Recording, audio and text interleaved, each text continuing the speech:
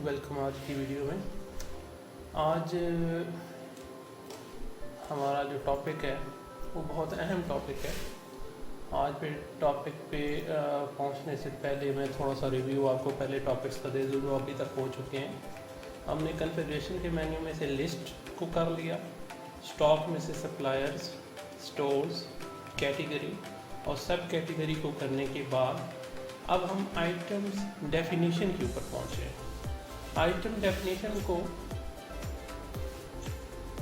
Check करने का या वहाँ तक पहुँचने के दो तरीके आपके पास फिल वक्त मौजूद हैं। एक कि आप स्टॉक के मेन्यू से जाएं और आइटम डेफिनेशन के ऊपर क्लिक कर दें। सेकंड ऑप्शन यकीनन आपको नज़र आ रही होगी जो कि डैशबोर्ड के ऊपर मौजूद है, जहाँ पे आप देख सकते हैं कि लिखा हुआ है आइटम डेफिनेशन। वो भी हम देखते हैं एक दफ़ा। डैशबोर्ड पे हमने क्लिक किया,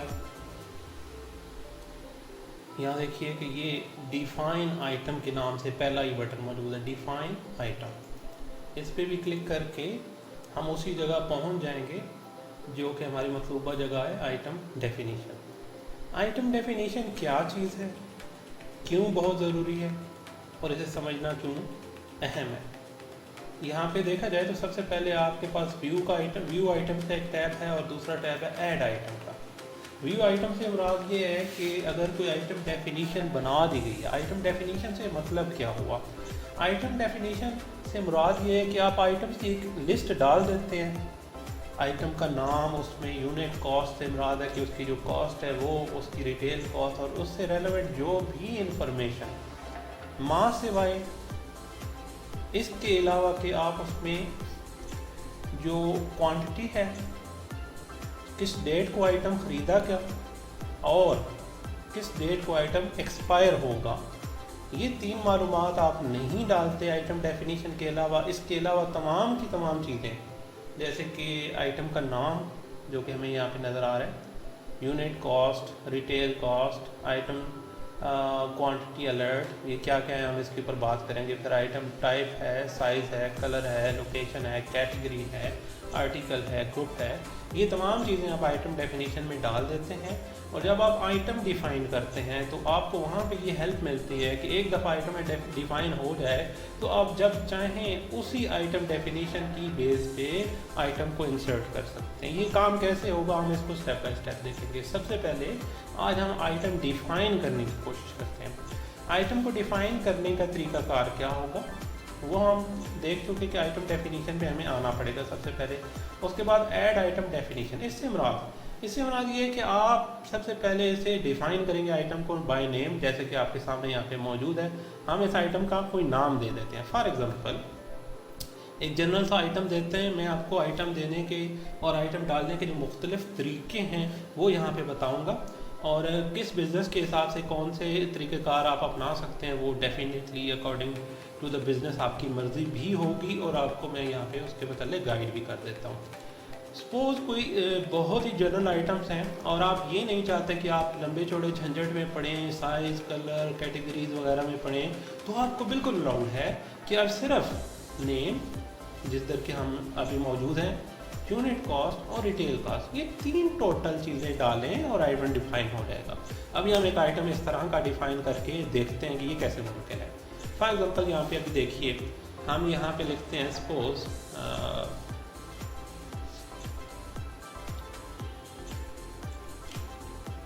वॉशिंग पाउडर, ठीक है, या हम यहाँ पे इसका नाम भी ले देते हैं suppose Surf Excel washing powder, ठीक है।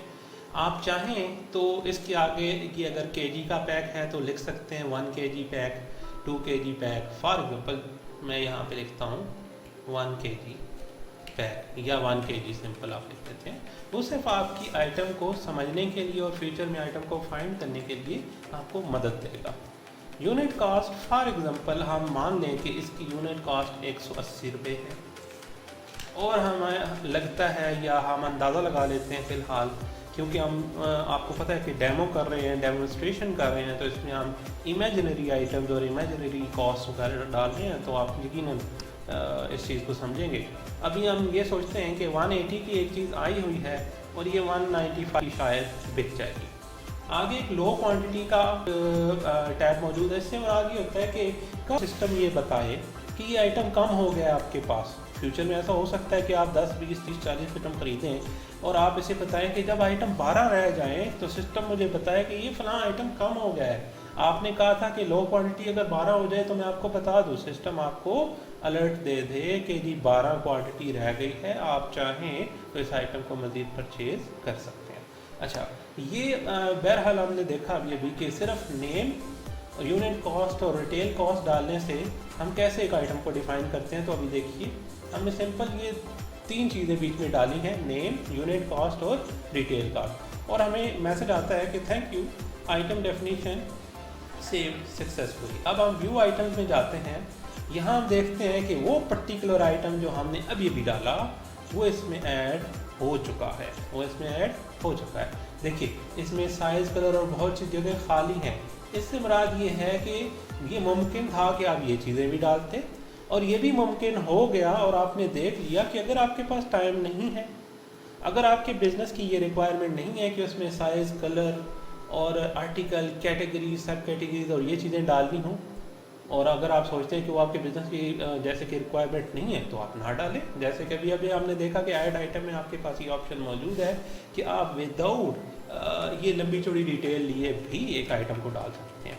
अब हम ऐसा करते हैं कि एक और आइटम डिफ़ाइन करते हैं, तो इसमें हम मतलूबा चीज़ें जो हैं उनको डालने की भी कोशिश करेंगे। मतलूबा चीज़ों से मुराद ये है कि अगर आपके आइटम डेफिनीशन में मुख्तलिफ़ चीज़ें मौजूद हैं, जैसे कि आइटम टाइप भी उसकी हो सकती है, साइज़ और कलर, लोकेशन, कैटेगरी, आर्टिकल, कोई चीज़ भी इसमें से अगर इस्तेमाल हो सकती है तो वो भी हम करके देख लेते हैं। फॉर एग्ज़ाम्पल यहाँ पे एक आइटम हम बनाते हैं जीन्स पैंट, ठीक है। हमने जीन्स पैंट के नाम से एक आइटम बनाने की कोशिश की है, ठीक है। हम इसे फ्यूचर में कैटेगरीज और मुख्तलिफ़ चीज़ों में भी डालेंगे। सपोज़ हम कहते हैं कि ये 550 की हमारी एक जीन्स पैंट आई हुई है और ये 950 में हम सेल करना चाहते हैं, ठीक है। हम फिलहाल ये नहीं बता रहे कि ये हमने ख़रीद ली है, हम उसे मैं डिफ़ाइन कर रहे हैं। ख़रीदारी का काम हमारा इस आइटम वाले टैब के अंदर होगा। अभी हम जस्ट आइटम को डिफ़ाइन कर रहे हैं। अच्छा, अब हम इसमें आइटम टाइप बताने की कोशिश करते हैं। कौन कौन से आइटम टाइप होते हैं यहाँ पे हमारे पास जो मौजूद है, वो एक है पीस और केजी। पीस और केजी से मुराद अगर कोई आइटम यूनिट्स में आता है, नंबर्स में आता है, सपोज एक आइटम है, 2 आइटम है, 3 आइटम है, 4 आइटम है, इस हिसाब से तो आप उसे पीस के तौर पे काउंट कर सकते हैं, जैसे कि हमने अभी किया। Then item size and colour, definitely एक जीन्स पैंट है तो माइट पॉसिबल कि आप उसके कोई कलर और साइज़ भी देना चाहें, ठीक है। सपोज हम कहते हैं कि जो उसका साइज़ है वो एक्सेल है सपोज, और जो उसका कलर है हम ब्लैक है, ठीक है। इसी तरह अगर हम चाहते हैं कि उसकी कोई लोकेशन हो तो हम लोकेशन पे जाके देखिए, लोकेशन से मुराद क्या है, ये वो चीज़ है जो स्टोर्स के अंदर हमने ऐड की थी कि ये आइटम किसी पर्टिकुलर जगह पे पड़ा हुआ है जिसको आप यहाँ पे मेंशन करना चाहते हैं तो आप कर सकते हैं। मैं फ़िलहाल इसे मेंशन नहीं करता क्योंकि आपको ये बताना मकसद है कि इनमें से कोई चीज़ आप छोड़ना चाहें वो भी आप छोड़ सकते हैं। कैटेगरीज, ये डेफिनेटली इस तरह के आइटम के लिए अच्छा रहेगा कि हम कैटेगरीज और सब कैटेगरीज में भी जाएं। देखिएगा यहाँ पे देखिए सब कैटेगरी में अभी कोई चीज़ लोडेड नहीं है, लेकिन कैटेगरीज के अंदर देखिए मैन, वोमेन, किड्स, जनरल और जितनी भी हमने कैटेगरी वाली जगह पे बनाई थी वो मौजूद हैं।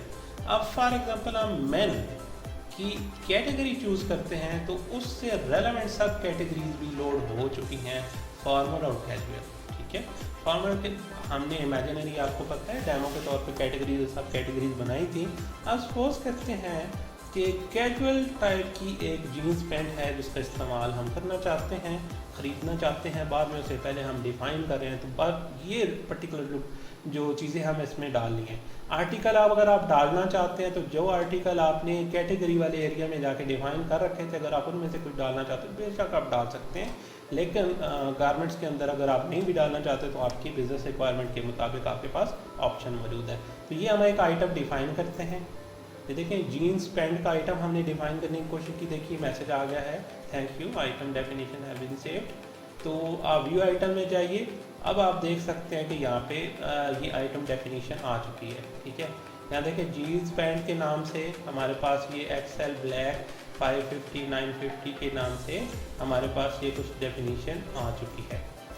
अच्छा, यहाँ पे देखें गलती ये हुई कि माइट पॉसिबल कि मैंने 2 दफ़ा बटन दबा दिया। लेकिन जब आप आइटम डिफाइन करते हैं तो आपके पास ये ऑप्शन मौजूद है कि आप उसे साथ साथ चेक कर लें। अगर ये 2 दफ़ा दबा दिया, अच्छा ऐसा क्यों पॉसिबल हुआ कि हम इससे पहले भी ये आइटम है तो हमने दोबारा उसे डिफाइन कर लिया? ये बिल्कुल मुमकिन है कि एक जीन्स पैंट आपने पहले लाई है, उसमें आपने उसका नाम जो डिफ़ाइन किया है वो दूसरी टाइप का भी हो सकता है, क्योंकि कलर चेंज हो सकता है, कोई और चीज़ हो सकती है। तो इसमें आइटम डुप्लीकेशन आइटम डेफिनेशन के अंदर फिल वक्त अलाउड की गई है। अच्छा, इसमें अगर आप फिर भी देखते हैं कि गलती से 2 आइटम डाल गए हैं और अभी तक आपने उन्हें ख़रीदा नहीं है, जस्ट डिफ़ाइन किया है, तो अब आपके पास ऑप्शन मौजूद है, आप उसे एडिट या डिलीट कर सकते हैं जब तक कि इसकी परचेजिंग ना की गई हो। ठीक है, अभी देखते हैं, एक सबसे पहले हम एडिट में जाते हैं, हम देखते हैं कि क्या हमें कोई एडिट करने की ज़रूरत है। तो हम देख सकते हैं कि यहाँ पे हमारे पास अपडेट आइटम की एक ऑप्शन आ चुकी है। हो सकता है जीन्स पैंट के अंदर हमारे पास कोई ऐसी ऑप्शन थी, जैसे कि जीन्स पैंट में 2 तरह के आइटम आ गए हैं। एक आइटम हमने ख़रीदा 550 का और एक आइटम हमारा लेटेस्ट आया है, उसकी जो कीमत है वो इससे ज़्यादा हो चुकी है। तो माइट पॉसिबल कि हम उसमें से एडजस्ट कर पाएँ। फॉर एग्ज़ाम्पल यहाँ पे एक एग्ज़ाम्पल लेते हैं कि जो और आइटम हमने ख़रीदा वो 650 का है। ये बिल्कुल मुमकिन है कि आप पिछले वाले का ही रिकॉर्ड अपडेट कर दें। ये भी मुमकिन है जो आपके पास फर्दर रिकॉर्ड है उसको अपडेट करने का तरीका भी हमने यहाँ पे देख लिया। अब सपोज़ इसमें जो अपडेशन हैं वो हम देख लेते हैं। अब सपोज़ इसमें हमने ये कहा कि 650 का आया, 1100 का ये बिक जाएगा। मज़ीद इसमें देखें पीस के तौर पे पहले से ही उसमें मौजूद है, साइज़ एंड कलर जो आपने सिलेक्ट किया वो पहले से मौजूद है। इसी तरह कैटेगरी के अंदर जो चीज़ें आपने सिलेक्ट कर रखी हैं वो भी पहले से मौजूद है। तो आपको मज़ीद इधर कोई एडिट अगर नहीं करना तो कोई ज़रूरत नहीं है, सिंपली अपडेट कीजिए। ये जीन्स पैंट वाला आइटम जो है ये अपडेट भी हो चुका। यहाँ से क्लिक करते हुए आइटम डेफिनीशन जो है यहाँ पे क्लिक करें तो आप इस अपडेट की बजाय जो मेन जहाँ पे आइटम डिफाइन हो रहा है वहाँ वापस पहुँच जाएंगे। अभी देखिए हम वहाँ पे वापस आ गए हैं। अब हमारे पास यहाँ पे एक दफ़ा फिर से 3 आइटम देख रहे हैं। एक सर्फ एक्सल के नाम से हमने डाला था, डेमो है तो डेमो में हम ज़ाहिर है मुख्तलिफ आइटम डाल के देख रहे हैं। और दूसरा हमने जीन्स पैंट एक डाली जिसमें 550 की प्राइस है। तीसरा आइटम है हमारे पास जीन्स पैंट का जिसमें 650 का है। अच्छा, सपोज़ ये गलती थी कि ये आइटम तो मैंने नहीं डालना था, ये गलती से हुआ। तो आइटम ख़रीदारी से पहले ख़रीदारी कहाँ होगी? नेक्स्ट आइटम वाले इस टैब के अंदर। उससे पहले आप इसको डिलीट कर दीजिए। हमने डिलीट के ऊपर क्लिक किया, यस डिलीट पे हमने क्लिक किया और अब आप देखते हैं कि ये हमारे आइटम डेफिनेशन लिस्ट में से ख़त्म हो चुका है। अभी देखिए बड़े ही प्यारे अंदाज में इसने इसको ख़त्म कर दिया। यहाँ पे जो एक बेसिक डिटेल है वो हमारे पास मौजूद है। अगर इसका आर्टिकल होता तो हमें यहाँ नज़र आता। इसमें कैटेगरीज और सब कैटेगरीज मैन और C1 जो कि उसकी कैटेगरी का कोड है वो आ चुका है। सब कैटेगरी विच इज़ कैजुअल और SC2 जो उसकी सब कैटेगरी कोड है वो यहाँ पे मौजूद है। और ये यूज़र है, इससे मुराद ये है कि कौन सा यूज़र है जो भी लॉगिन हुआ है जिसने ये आइटम डिफ़ाइन किया है, उसकी डिटेल यहाँ पे आ चुकी है। और आइटम कब डिफ़ाइन किया गया उसकी डेट और टाइम भी यहाँ पे आपके पास आ चुकी है। ठीक है, आइटम की रिटेल प्राइस और ये वाली सिचुएशन भी आप सामने आ चुकी है। कभी भी आप प्राइसेस को चेंज करना है आप भी चेंज कर सकते। देख चुके हैं कि अगर हम एडिट के इस पर क्लिक करते हैं तो अपडेट आइटम का एक अलग टैब खुलता है जहाँ से हमको और इस तरह से जो भी रिलेवेंट चीज़ें हों उन्हें हम चेंज कर सकते हैं। ठीक है, तो हमारे पास ये ऑप्शन मौजूद है। ये बहुत आसान तरीका है आइटम को डिफ़ाइन करने का। यहाँ पे हमारी ये वीडियो जो है इख्तिताम पज़ीर होती है।